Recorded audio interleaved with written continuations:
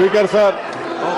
Sir, I rise to oppose this draconian unconstitutional bill, sir.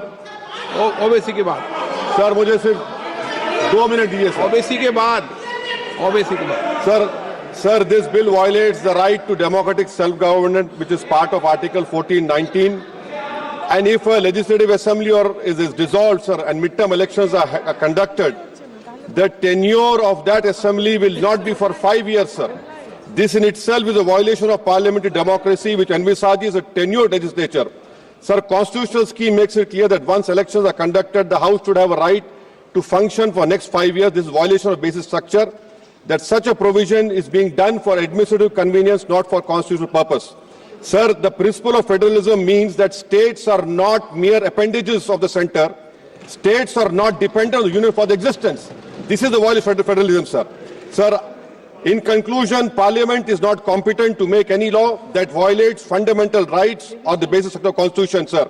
This bill indirectly introduced a presidential style of democracy. This bill is based on maximizing political gain and convenience. This bill will finish off regional parties. This bill is only brought in to massage the ego of the supreme leader. Thank you, sir. I oppose this bill.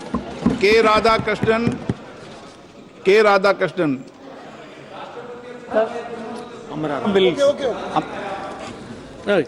Amraram जी. माननीय अध्यक्ष महोदय, जो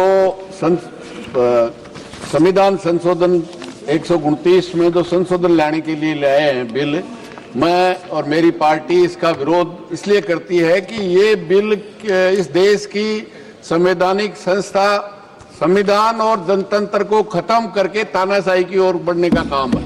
इससे ज्यादा कुछ नहीं है. क्योंकि आप खर्चे की बात करते हैं, जिसको 1 साल होगा उसके 4 साल में आप उसके जनतंत्र की हत्या करने का काम ये संविधान संशोधन, ये जो बिल लेके आए हैं, ये करने का काम करेगा.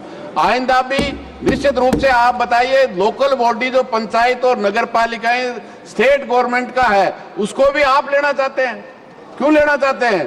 कि एक हमारा ही चलेगा, बाकी देश का किसी भी राज्य का जो भिन्न भिन्न संस्कृति है, भाषा है, उसके अनुसार हमारे देश के संविधान ने उनको राज्यों को बनाया है, उनकी विधानसभा बनाया है, उनके अधिकार हैं. वो सब अधिकार आप इस बात के माध्यम से यहाँ लेना चाहते हैं. और केवल इसलिए कि तानाशाही फासिस्ट जो ताकत आप